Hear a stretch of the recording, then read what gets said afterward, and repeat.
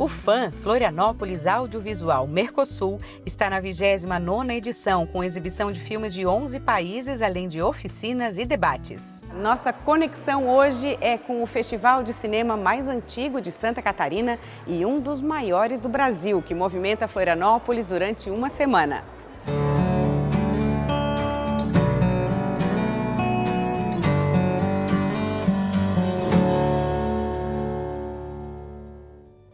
O festival aposta em acessibilidade, diversidade e representatividade, com destaque para a produção catarinense e exibições no Beira Mar Shopping. Durante o FAM, o Hotel Majestic vira espaço para negócios. Os produtores têm oportunidade de apresentar pitches. É hora de defender ideias de roteiros para uma plateia interessada em conhecer mais sobre as criações. Nesta outra sala acontece a venda da ideia para players que podem tornar o projeto viável. As rodadas duram 20 minutos. Fábio, de uma produtora de Itajaí, está participando do FAM pela terceira vez, apresentando um projeto no valor de R$8 milhões. Participar das rodadas de negócios é uma etapa fundamental, né, para quem produz.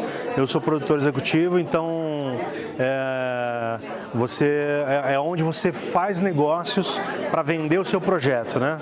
Então essa oportunidade de você estar em contato com os players, né, que são distribuidores, coprodutores, possíveis patrocinadores, né? Então é onde você vai conseguir realmente tirar o seu projeto do papel para executá-lo. E aí vai depender da sua expertise, da sua experiência, o quanto o seu projeto está avançado, né? Então você pode trazer para a rodada de negócio desde o desenvolvimento, né, até já estar com uma parte já financiada, né, com uma pré-produção, né? Tem gente que já traz o projeto finalizado, já para distribuir, para vender internacionalmente, né, para distribuição. Então vai depender do seu objetivo e alinhado com o objetivo do que o player está buscando, né? São 29 edições do FAM.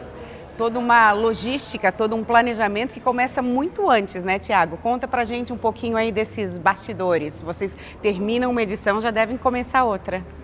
Nossa, 29 anos, é muita coisa.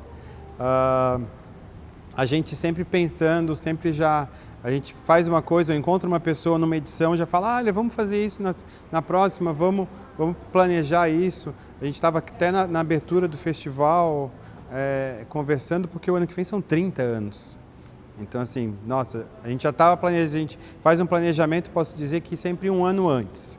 Mas para 30 anos, eu acho que a gente já começou a pensar quase 2 anos antes, né? Mas o processo, acho que é legal, de repente, contar um pouco desses bastidores mesmo na sua pergunta. Como é que é, né? Como é que é um festival de cinema? O FAM são 7 dias, mas para esses 7 dias acontecer, muita água rolou, né? Uma delas, primeiro, que é as inscrições dos filmes. A gente abre as inscrições, vamos dizer assim, o FAM é em setembro, a gente abre as inscrições março e abril, as inscrições estão sendo abertas, e latino-americanas, né? Ela abre as inscrições, a gente fica uns 3 meses com as inscrições abertas. A gente vai sentindo um pouco a quantidade de filmes inscritos, os curtas-metragens, infantos juvenis. Tem uma questão muito importante do nosso pessoal de comunicação também. Vamos direcionar alguma coisa para trazer mais filmes infanto, vamos direcionar para filmes mais documentários. Daí tem essa preocupação também da gente ter uma diversidade de filmes para depois poder selecionar, né? E ter um leque também para o público poder assistir na tela. E daí dessa seleção, que eu vou falar só um pouco da seleção, depois eu volto para as outras partes, foram mais de 1.200 filmes inscritos. Nossa, bastante. 1.200 filmes inscritos. Quantos temos na tela, quantos foram exibidos? Mais de 70 filmes exibidos. Mais de 1.200, passar 70, foi uma curadoria muito difícil. Por isso que precisa de todo esse tempo para se dedicar a esses preparativos, né? Sim. É uma curadoria diversa que a gente tem, é uma escolha. Primeiro a gente faz uma seleção dos filmes, vamos dizer, dos 70, a gente selecionou 150, quase 200, e dessa peneira a gente voltou de novo para dar um norte, para dar uma curadoria para o festival, né? Para pensar um pouco o que a gente quer mostrar nessa tela, nessa Latinoamérica nossa. Seguindo muito, acredito, uma tendência. Eu acho que o FAM é muito disso, assim, está muito conectado com a tendência, com o momento que a sociedade está vivendo, né? Sim, e que a gente busca sempre o nosso reconhecimento, é isso, é o que a sociedade está vivendo e o nosso reconhecimento. E da curadoria, um pouco eu gosto de falar, que não é uma mostra, mas é uma mostra de curta, é uma mostra, são várias mostras diversas, acho que são 7 mostras competitivas, a gente tem mostra de longas metragens, a gente tem mostra de curtas, a gente teve um especial da mostra Paulo Gustavo, que é uma lei que a gente teve muito material produzido, né, em todo o nosso estado aqui. Santa Catarina foi um dos estados que mais produziu material com essa lei, tanto no âmbito estadual da lei do Paulo Gustavo, quanto nos municípios também. A cultura foi muito rica com isso e a gente pôde mostrar na tela, né, uma mostra especial com isso produzido. Além disso, a mostra de curtas, a mostra infanto-juvenil, a gente tem uma mostra de mercado também, que a gente pode conversar um pouquinho mais sobre esse mercado, que chama Work in Progress, que é filmes ainda em construção. Você monta um filme, está editando um filme como edição de um programa televisivo, né? Para quem ainda não conhece muito o métier, mas você monta esse filme e mostra para o público ainda o filme não acabado, não finalizado. E pede a opinião desse público, o público comum. Me diz um pouco o que você gostou desse filme, qual é a hora que te tirou a atenção, qual a hora que você mais vibrou, o que você achou, né? Uma grande experiência e oportunidade de ouvir o público também, uma troca bacana, né? Por isso mesmo que os diretores estão aqui presentes e muito ávidos para escutar, né, essas opiniões, que daí eles voltam para a ilha de edição e muitas vezes mudam o filme. A gente já teve a oportunidade de um filme, se não me engano, de 3 anos atrás, que passou no Work in Progress, depois eu encontrei com o diretor e ele falou, olha, eu fiz uma outra montagem por causa dessa atividade que eu mostrei o filme lá no FAM e a gente teve um retorno de público, que é um teste de audiência, a gente chama de teste de audiência.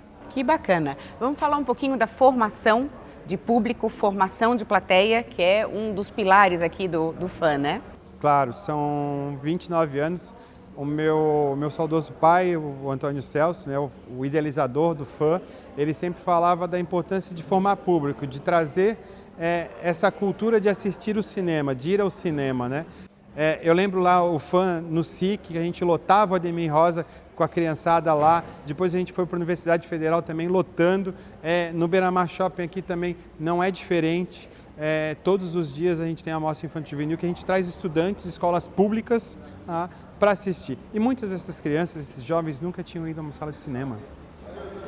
E um detalhe, tem uma pessoa que trabalha com a gente, ela tem 29 anos e depois dela ser contratada é que ela falou, eu já fui na mostra infanto-juvenil, eu sou cria do FAM, né? E ela falou que ela tinha ido, eu me emociono, a primeira vez ela tinha ido no cinema com a gente. É uma emoção que mostra que faz sentido tudo isso e motiva vocês ainda mais a seguir em frente, né? Imagino. Sim, eu falei agora há pouco numa outra entrevista, né? O festival foi bem corrido, que é isso, a minha alegria do festival, por que a gente trabalha no festival, por que a gente faz? Para o público, você matou a charada, o público que entra na sala de cinema, na expectativa, o que eu vou ver, se eu vou chorar, se eu vou rir, né, e ele sai feliz, ele sai com uma bagagem, ele sai com conhecimento, ele sai com dúvidas, mas ele sai feliz de trocar informações, trocar ideias e conhecer pessoas novas, conhecer ideias novas, né? Isso é importante. Esta edição apresentou 73 filmes de 11 países, entre longas e curtas metragens. A escolha das produções priorizou filmes que tenham conexão com a sociedade atual e provoquem emoção no espectador. Quando a gente vai vendo os filmes, a gente vai sentindo assim, uma emoção, uma linha narrativa que tem muito a ver com o nosso estado de ânimo do mundo, né? Todas as questões geopolíticas, tudo que a gente está vivendo de angústia na sociedade naquele momento. Então a gente tem ali aquele fio condutor que é a emoção, que o mais importante do cinema, o mais importante do audiovisual e de você se relacionar com o filme é você se emocionar. Mais do que a técnica, mais do que uma história sobre aqueles realizadores, é que aquela história, ela tem identidade latino-americana, ela tem uma identidade que você consegue transpor do que você vive para uma esfera ainda muito maior, que é para onde a gente quer ir. A gente passa aqui por essa curadoria desse ano com histórias bastante marcantes, histórias sobre o nosso passado recente, ditaduras, histórias sobre grupos quilombolas, territórios indígenas, mas também sobre primeiros momentos, transformações, mulheres colocando-se à frente da sua comunidade, sendo lideranças e principalmente a esperança de que nós sabemos que temos pessoas que são íntegras, que conhecem, que precisam se manter com um bom ideal de que é a gente continuar transformando essa sociedade para aquela sociedade que a gente quer. Uma sociedade mais justa, que é dentro dos nossos princípios Ecovision, inclusive dentro da nossa sustentabilidade, que dentro da Panvision a gente tem um grupo de trabalho que vai desenvolvendo uma série de metodologias e ferramentas para que nosso setor audiovisual e todo o ecossistema do audiovisual tenha sustentabilidade social, econômica, ambiental. E dessa forma, quando a gente está com as nossas histórias, eu não estou falando de filme temático de sustentabilidade ou filme temático ambiental, eu estou falando daquelas histórias que fazem a gente sorrir. Isso é o essencial. O festival possui sessões agendadas para escolas públicas e particulares, além de ações especiais para a inclusão. A gente segue tendo todos os recursos de acessibilidade no audiovisual, que a gente inclui em todas as sessões Libras, que é a língua de sinais, né? Assim também a legenda para surdos e ensurdecidos e a audiodescrição. Nem todas as sessões têm as 3, mas é bom consultar, a maioria, todas têm pelo menos uma, né? Digamos assim. E além disso, esse ano, desde o ano passado, na verdade, a gente começou a incluir sessões para neurodivergentes. Só que nesse ano a gente decidiu fazer um pouquinho diferente. Ao invés da gente separar os neurodivergentes em uma sessão específica para eles, a gente está fazendo sessões inclusivas. Então são sessões para todos, né? Então a gente traz algumas adaptações que a gente faz nas sessões para neurodivergentes para essas sessões inclusivas e a gente convida todos os espectadores, pessoas com deficiência ou não, típicos ou atípicos, para estarem juntos, né, todos ali assistindo a mesma sessão. Então quais são essas adaptações? Uma das coisas que para os neurodivergentes é muito complicado é a questão do contraste da luminosidade. Então, uma das adaptações dentro da sala de cinema é justamente ter uma luz ambiente, porque daí a sala não fica com aquele contraste tão grande entre a luz da tela e a escuridão da plateia. Também a questão do som, então o som é um pouco mais baixo do que o normal para que não tenha um estrondo muito grande, né? Para eles também se manterem tranquilos e conseguirem desfrutar. E junto com isso a gente tem também uma sala de regulação, que é caso alguma pessoa se desregule durante a sessão, ela pode estar indo até esse local para se regular novamente, se acalmar e ficar bem. No fundo, tudo isso para a gente é para poder que eles tenham uma primeira boa experiência no cinema, porque pessoas atípicas, uma vez que elas travam, têm um entrave com aquela relação, está feito, elas não conseguem mais quebrar aquilo. Então a gente tenta trazer essa primeira experiência a ser muito boa, né, para que eles depois se sintam confortáveis e entendam que o cinema também é um lugar para eles. Hoje conhecemos mais sobre o FAM, o Florianópolis Audiovisual Mercosul, em sua 29ª edição, reafirma seu papel como um ponto de encontro vibrante para a cultura e para a formação de público. E para o ano que vem tem mais desafios, afinal serão 30 anos para comemorar. O festival é uma grande vitrine desse mercado todo. Qual a importância, na sua opinião? E para finalizar também eu pergunto quais os desafios, aí estamos chegando na marca de 30 anos, ano que vem, quais os principais desafios também? Eu vou já para os desafios. Vamos lá! São 30 anos, sim, 30 anos. Eu fico feliz muito, principalmente por levar Santa Catarina, né, mais uma vez a gente está falando do nosso estado, para o mundo inteiro. O festival é reconhecido lá fora, a gente leva o nome da nossa capital, Florianópolis, né, porque o festival é Florianópolis Audiovisual Mercosul, e a gente leva para fora, a gente é muito reconhecido. Existe um calendário internacional para isso, a gente está nesse calendário.